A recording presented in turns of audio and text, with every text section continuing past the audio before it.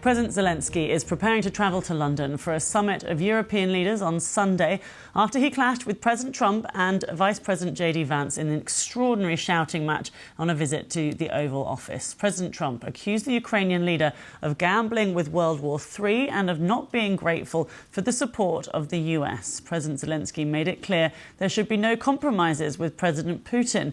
Following all that drama, the president of Ukraine was ordered to leave the White House and a much-anticipated minerals deal was not signed. The US president later said President Zelenskyy could return when he was ready for peace.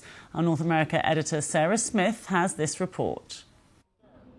Donald Trump began the day confident he was about to sign a very advantageous deal with Ukraine.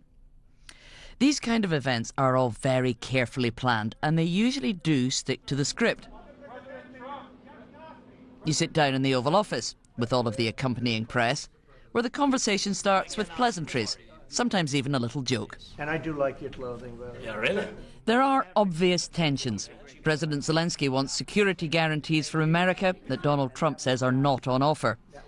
But it was a jibe from a reporter about Mr. Zelenskyy's outfit that actually set the aggressive tone. Why don't you wear a suit? You're at the highest. Why don't you wear a suit? You're at the highest level in this country's office, and you refuse to wear a suit. Just want to see if you do you own a suit? Yeah, problems. A lot of Americans have problems with you not Really? respecting the dignity of this office.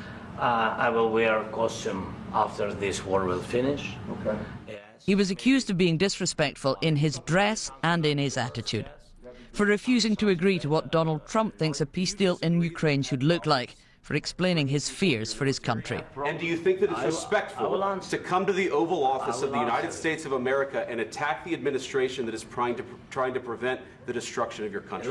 A lot of questions. Let's start from the beginning. Sure. First of all, This is the moment a disagreement became a full-blown fight. Donald Trump is clearly furious, and you'll see the two leaders start angrily talking over each other, fingers pointing, tempers fraying. Don't tell us what we're going to feel. We're trying to solve a problem. Don't tell us what we're going to feel. I'm not telling you. Because you're in no position to dictate that. That's exactly Remember what you're this. You're in no position to dictate what we're going to feel. You're gambling with the lives of millions of people. You're gambling with World War III.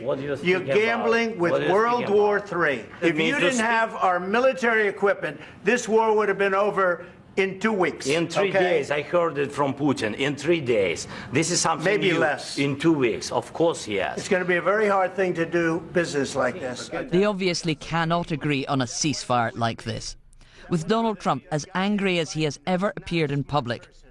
Volodymyr Zelenskyy refusing to back down, enraging the American president even further. They may never agree on whether Vladimir Putin can be trusted to stick to the terms of any deal. She's asking, what if Russia breaks the ceasefire? What if anything? What if a bomb drops on your head right now?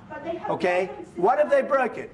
I don't know. They broke it with Biden because Biden, they didn't respect him. They didn't respect Obama.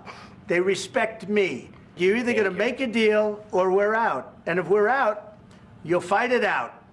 I don't think it's going to be pretty, but you'll fight it out.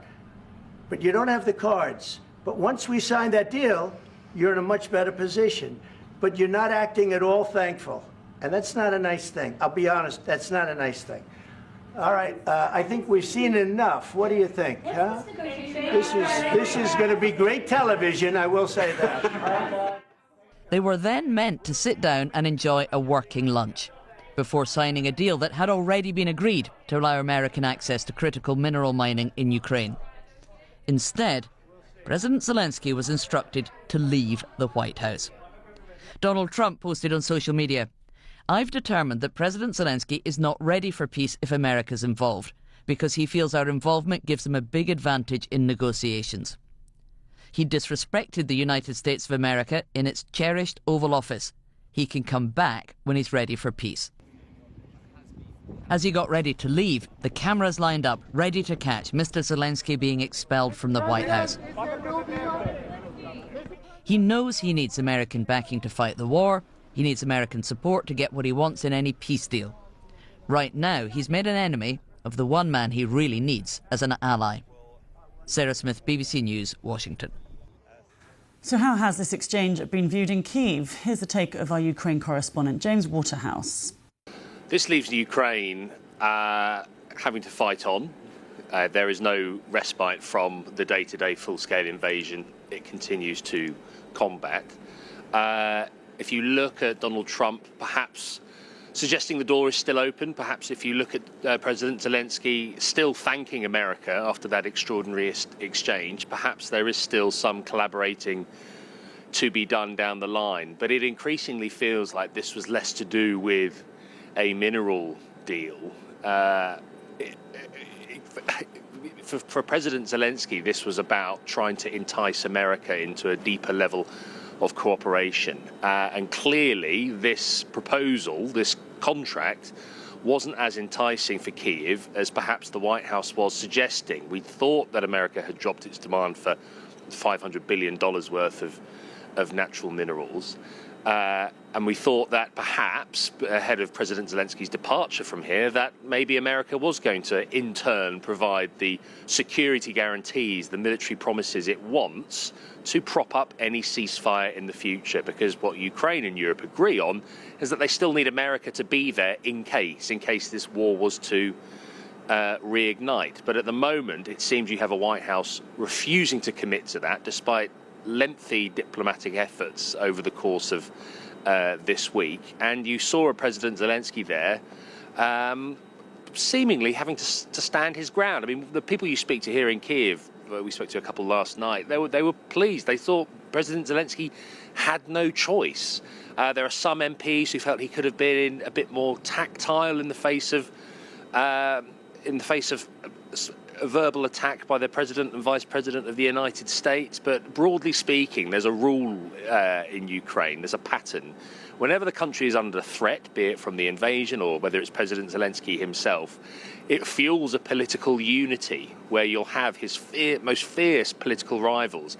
And they don't hold back in Parliament. There is a deep division on domestic issues like mobilisation, for example. But in these periods, there is unity because the country does not want to appear divided, not least in the face of Russia. James Waterhouse there for us in Kyiv. Well, European leaders have been rallying behind Ukraine, expressing their full backing of Kyiv's efforts to repel Russia's invasion.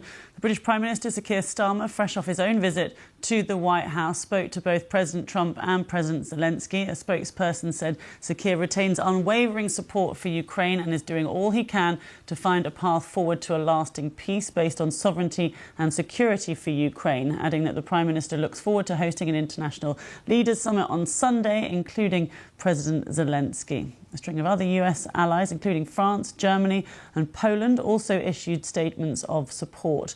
The French President Emmanuel Macron said on X that there is an aggressor, Russia, and there is a victim, Ukraine. Prime Minister of Poland, Donald Tusk, wrote, "Dear Zelensky, dear Ukrainian friends, you are not alone." Canadian Prime Minister Justin Trudeau offered his support, writing that Canada will continue to stand with Ukraine and Ukrainians in achieving a just and lasting peace. Meanwhile, President Trump was praised by Hungary's Prime Minister Viktor Orban, who said that the US leader stood for peace. And former Russian President Dmitry Medvedev applauded Mr. Trump, calling President Zelensky an insolent pig who got a proper slapdown.